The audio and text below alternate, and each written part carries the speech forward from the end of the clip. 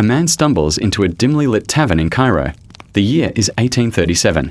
His clothes are torn, his hair is matted with dust, and the sweat on his brow is not just from the desert heat, it is from terror. He is clutching something so tightly in his right hand that the skin around his knuckles is bone white. With trembling fingers, he lays it on the table. A hush sweeps through the tavern. One by one, the conversations die, mugs of ale frozen in midair, eyes drawn to the object like moths to flame. It's a jagged fragment of stone. But not just any stone. This one is carved with strange, crisp hieroglyphs. Symbols no living Egyptian had seen in over 3,000 years. Symbols that, according to history, should still be sealed inside the Great Pyramid of Khufu, untouched, unseen, and utterly unreachable since the day it was entombed in solid limestone. The man leans forward, voice low but urgent. "I've been inside," he whispers. "No one moves. And I know the secret of who built them." A murmur ripples through the room, half awe, half disbelief. But the man's eyes dart nervously toward the door, as though even saying the words has summoned something dark. He takes a shaky breath.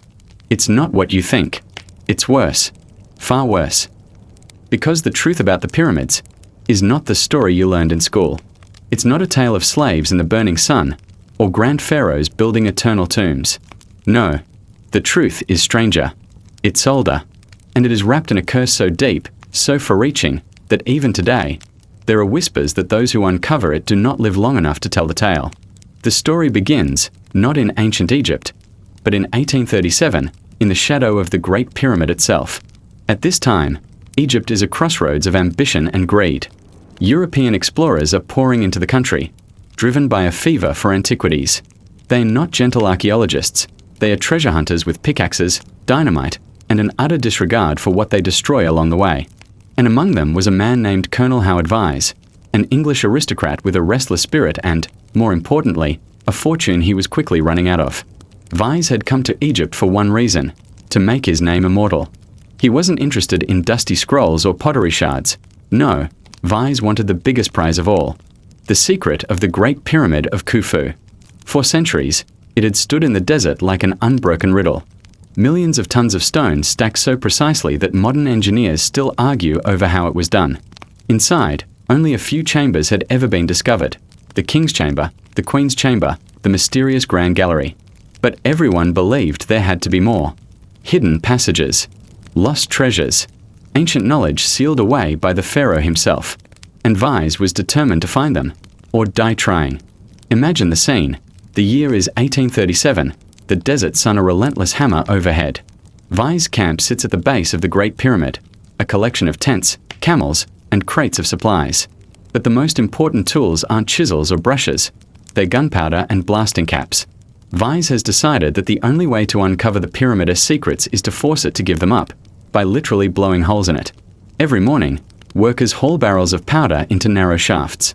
The explosions thunder through the desert, shaking the ground, echoing for miles. Chunks of stone tumble down in clouds of dust, revealing passageways no one has seen for thousands of years. To the locals, Vyse's actions are sacrilege. The pyramid isn't just a monument, it's a sacred tomb, a gateway to eternity. His dynamite is an act of war against the dead. But Vyse doesn't care.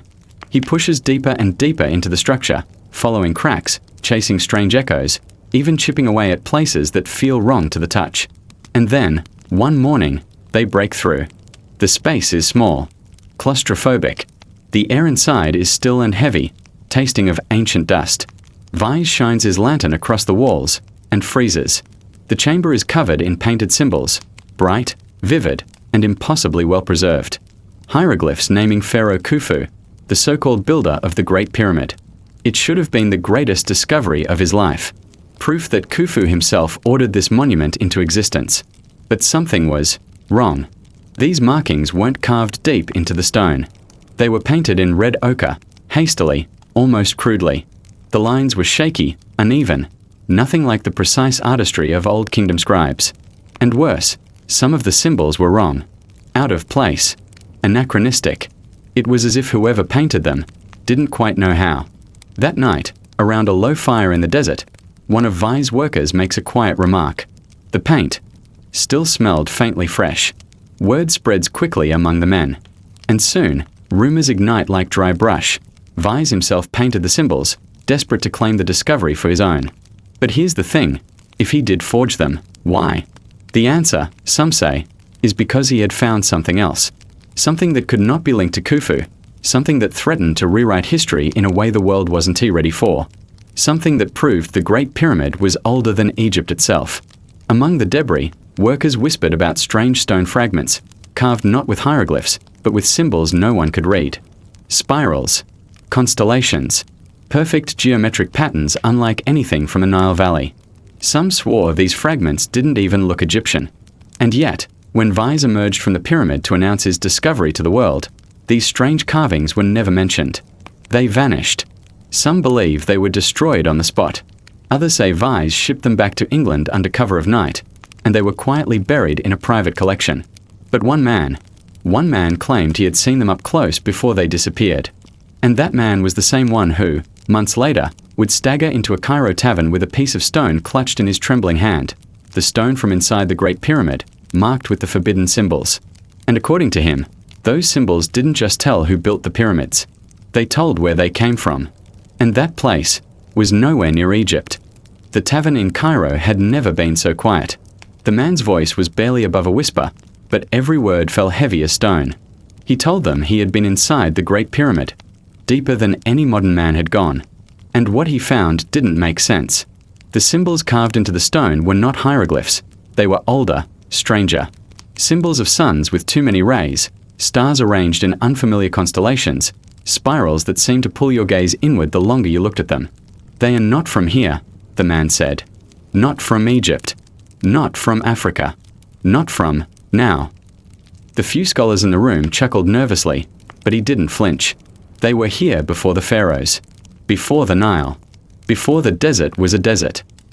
In the 19th century, suggesting that the pyramids were older than the pharaohs was blasphemy against history itself. Egyptologists had decided, without question, that the pyramids of Giza were built around 4,500 years ago by Khufu, Khafra, and Menkaure. But the man in the tavern claimed something radical. The pyramids were the inheritance of a forgotten civilization, one wiped from history so thoroughly that even the Egyptians themselves barely remembered it. And the kicker. He said there were records inside the pyramid. Not scrolls, but engravings, maps, even a form of astronomical calendar. Carvings that seemed to track the stars. Not as they are today, but as they were thousands of years earlier, so far back that the constellation Orion appeared in a position it hadn't held for at least 12,000 years. We think of Atlantis as a story invented by Plato in 360 BCE. But what if it wasn't a myth? What if it was a distorted memory of a real civilization, one that mastered architecture, mathematics, and astronomy to a degree unmatched until the modern age? The man said the symbols inside the pyramid matched carvings he had once seen in a ruined temple half-buried in the sands near the Libyan border. A temple no one could date. And both matched a set of engravings in Spain, deep inside a cave once inhabited by Stone Age hunters. How could this be? How could the same patterns appear in places separated by thousands of miles and, supposedly, thousands of years? The man's answer was simple. Because the builders traveled.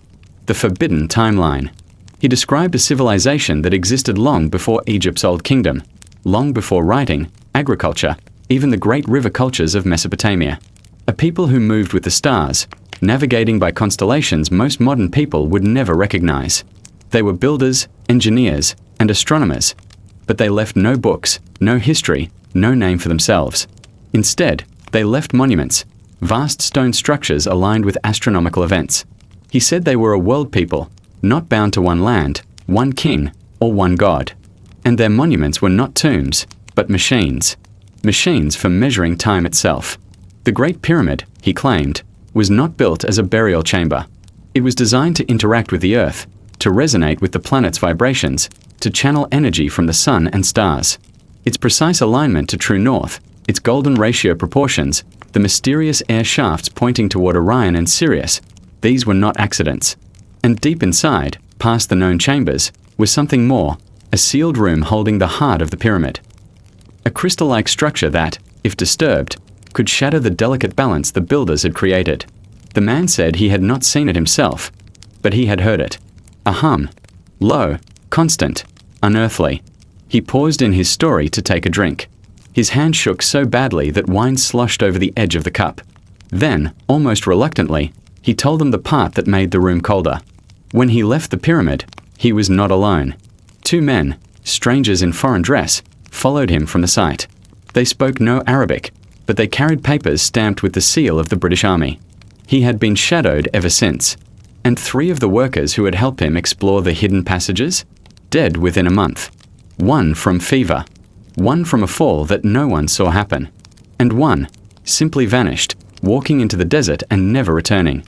The man leaned forward, voice now a rasp. And those who tried to tell the truth are silenced. Within weeks of that night in the tavern, the man was gone. Some say he was arrested by British officials and deported. Others claim his body was found in an alley, stripped of his possessions, including the stone fragment. And yet, whispers of his story persisted. Whispers that the Great Pyramid was not the work of Khufu at all, but of a civilization lost to a cataclysm. Perhaps the very same cataclysm that wiped the Sahara's lush green forests into the desert we see today. A people whose legacy was stolen, rebranded, and rewritten by history's victors. And somewhere, buried in the stone heart of the Great Pyramid, was the proof, untouched, waiting, for someone brave, or foolish, enough to find it. The desert night has a way of swallowing sound. Standing at the base of the Great Pyramid after dark, you don't hear the wind, you don't hear the city, you hear nothing. Nothing but the weight of 4,500 years, or maybe more, pressing down. And when you look up, you realize something unsettling. This thing is not just big. It is perfect. Modern engineers, with computer models and laser measuring tools, have calculated the Great Pyramid's alignment. Its 4 sides face true north, south, east, and west, not approximately, not close enough, but to an accuracy of within 3/60ths of a degree. That is more precise than the Meridian building of the Royal Observatory in Greenwich, built with modern surveying equipment. How did ancient builders, supposedly armed with nothing more than copper chisels and string, achieve this? And it's not just the alignment. The base is a nearly perfect square, each side measuring about 230.4 meters, with less than 20 centimeters of difference between the longest and shorter sides. That's an error margin of 0.05%, tighter than most modern skyscrapers. Then there's the stone itself. Some 2.3 million blocks make up the pyramid. The heaviest weigh upwards of 80 tons. Even with modern cranes, hauling 80-ton stones hundreds of miles from quarries, then lifting them over 100 feet into the air, would be a nightmare. But here's the kicker. The largest stones, the granite blocks in the King's Chamber, came from Aswan, over 500 miles away. The official story says they were transported on wooden boats along the Nile. But granite this heavy, on wooden boats, against currents? It's barely believable even with steel-reinforced vessels today. And yet, they are here, stacked with such precision that you can't slip a razor blade between them. And then there's the missing capstone, the pyramid's apex, long gone. Legends say it was covered in electrum, a gold-silver alloy that would have gleamed in the sun, making the pyramid a beacon visible for miles. But the man in the Cairo tavern had a different take. He claimed the capstone wasn't decorative, it was functional. A kind of conductor, part of a larger system. When sunlight struck it at the right angle, the whole pyramid would sing. A low vibration, imperceptible to the ear, would hum through the stone. Some believed it was simply resonance. Others claimed it was energy transmission. And if that was true, the pyramid wasn't just a monument. It was a machine. Look at the pyramid from above, and its placement isn't random. The 3 pyramids of Giza align perfectly with the 3 stars of Orion's belt. Not just in position, but in relative size. The smallest pyramid matches the dimmest star, the largest matches the brightest. And here's where it gets strange. If you roll the clock back thousands of years, using astronomy software to track the precession of the stars, you find that the alignment is perfect not for 2500 BCE, but for around 10,500 BCE, the same era the man in the tavern claimed the builders had lived. Coincidence? Or deliberate encoding? For centuries, explorers thought the pyramid's internal layout was fully mapped. The descending passage, the ascending passage, the grand gallery, and the king and queen's chambers. But in 2017, scientists used muon tomography, cosmic ray imaging, to scan the pyramid without touching it. What they found shocked the world.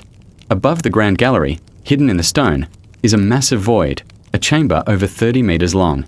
No entrance, no visible openings. To this day, no one knows what's inside. It could be empty space, or it could be something deliberately sealed away. And if the man in the tavern was telling the truth, this void might be where the so-called heart of the pyramid is still waiting, undisturbed since the builders placed it there. Some researchers have suggested that the pyramid's geometry contains encoded knowledge: the Earth's circumference, the distance to the sun, even the speed of light, embedded in the pyramid's latitude, down to the decimal. If this is true, it raises a chilling question. Was the Great Pyramid meant as a tomb, or as a time capsule? And if it was a message, who was it for? The answer to that question might lie in the oldest, most overlooked part of the pyramid complex. Not the grand stone walls, not the massive causeways, but something far simpler: a single, weather-worn statue at the edge of the plateau. Because if the man's story is correct, that statue is the key. And it doesn't just point to who built the pyramids. It points to why they built them. It sits in the sand like it's been waiting for someone to notice. Not the tourists with their selfie sticks, not the camel drivers hustling for fares. No. Waiting for someone who can actually see it. The lion's body. The human face. The eyes that have stared east for millennia, watching the sun rise over the horizon every single morning, for what could be tens of thousands of years. Egyptologists will tell you the Sphinx was built around 2500 BCE, carved from a single limestone outcrop by Pharaoh Khafra. They point to the face, worn, damaged, but said to resemble statues of Khafra. Case closed, right? Except, no. In the 1990s, geologist Robert Shark visited the Sphinx. He wasn't looking for lost civilizations. He was just studying the weathering on the stone. What he found shocked him. The erosion patterns weren't the horizontal wind scouring you'd expect from thousands of years in the desert. They were vertical, deep channels carved into the limestone. The kind of erosion you get from heavy, sustained rainfall. Here's the problem. The Giza Plateau hasn't seen that kind of rain in at least 7,000 years. Some say 9,000. Others, over 12,000. Which means the Sphinx was exposed to that rain, and therefore must have existed, long before the official timeline places it. Look closer at the Sphinx, and you'll notice something odd. The head is disproportionately small compared to the body. Some archaeologists believe it was recarved at some point. Perhaps the original head was a lioness, weathered beyond recognition, and later reshaped into the face we see now. If that's true, the Sphinx might have started life as something else entirely, built by a culture we know nothing about, and only later claimed by the pharaohs. The man in the Cairo tavern claimed he had seen sketches, old, fragile, tucked into a private collection in Alexandria, showing the Sphinx with a completely different head. Not human, not lion. He described it as serpentine, elongated, with wide eyes and a narrow snout.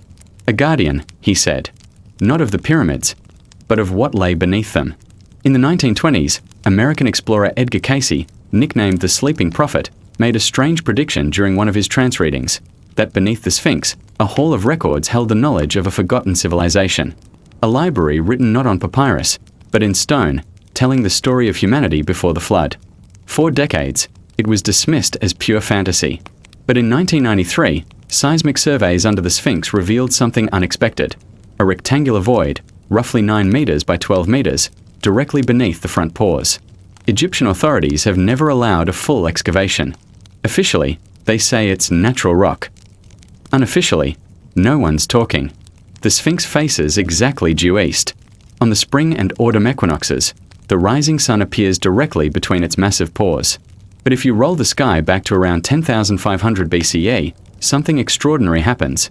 The Sphinx looks not at the sun, but at the constellation Leo, the lion, rising on the horizon. A lion staring at a lion in the sky. Perfectly aligned. This is the same era when the Orion S belt stars perfectly matched the layout of the Giza pyramids, the same date the man in the tavern whispered over his cup of wine. If the Sphinx really dates back to 10,500 BCE, then the Giza plateau is far older than Egypt itself. It means that when the first pharaohs rose to power, they didn't build the Sphinx, they inherited it. They inherited the pyramids. And they inherited a legacy from a civilization lost to time, maybe lost to a disaster so catastrophic that it erased almost every trace of them from the earth. And if that's true, then the real builders might not have been human as we understand it. The Cairo tavern man's voice was almost gone now. His eyes were bloodshot, his skin pale under the lantern's flicker. He leaned so close across the table you could smell the desert dust on him. They weren't kings, he said. They weren't even like us. Across the world, from the jungles of South America to the highlands of Turkey, there's a pattern buried in myth. A great flood, a golden age before it, and beings, called gods in some stories, the shining ones in others, who appeared in the aftermath carrying impossible knowledge. In Mesopotamia, they were the Anunnaki. In Egypt, the Neteru. In Mesoamerica, Quetzalcoatl. In the Andes, Viracocha. Different names. Same description. Tall. Luminous. Wise in ways no primitive culture should have understood. They taught agriculture, astronomy, and the art of shaping stone with precision no modern tools can match. The man's story aligned with something modern science only recently began to confirm. Around 12,800 years ago, something struck Earth's balance like a hammer. Ice melted. Oceans rose. Entire continents flooded. The Younger Dryas event, a climate catastrophe that ended the last ice age almost overnight. If a great civilization existed before that, its cities would now lie beneath the sea. But the survivors would have carried their knowledge inland, to the few high, dry places left. Like the Giza Plateau, the man said the forbidden stone fragment he carried told a story. A journey by sea, guided by the constellations. A small group of survivors, impossibly tall, clad in robes that shimmered like metal, stepping onto a new shore. They did not pray to gods, because they were the gods of that age. They chose a point on the earth where heaven and ground met in perfect harmony. And there, they began their work. Not tombs, not palaces, but machines of memory, vast stone monuments encoded with the mathematics of the planet, the rhythms of the stars, and a warning for those who would come after. They built them to outlast the next flood, the next fall. These were the true builders of the pyramids. Not Khufu, not slaves, but the last architects of a world before our own. Over centuries, their names were forgotten. The pharaohs chiseled their own titles into the stone. Priests wove new myths around their works. But the structures remained. So precise, so impossible, that even today they defy what we think we know about human history. The man's voice dropped to a whisper. We are not the first. We are just what's left. He told me that if you trace the alignments of the pyramids and the Sphinx across the globe, you find other markers. Göbekli Tepe in Turkey, Nan Madol in Micronesia, Tiwanaku in Bolivia, each one pointing to the next, like a map. And when you complete that map, it leads to a place in the ocean where land once stood. The heart of the old world. Gone now, but maybe not forever. When the stars are in the same place again, he said, the cycle will start over. The man left the tavern that night. I never saw him again, but I've thought about his story every day since, and when I stand before the pyramids, I can't help but wonder, not how they were built, but why. So now I ask you, do you believe the pyramids were the work of Khufu's Laboris? Or were they the last gift of a civilization we've lost? A civilization erased not by time, but by disaster? Drop your thoughts in the comments.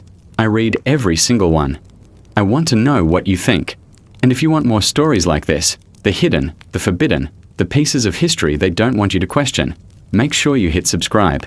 Because next time, we are going even deeper. Remember, some truths are buried for a reason.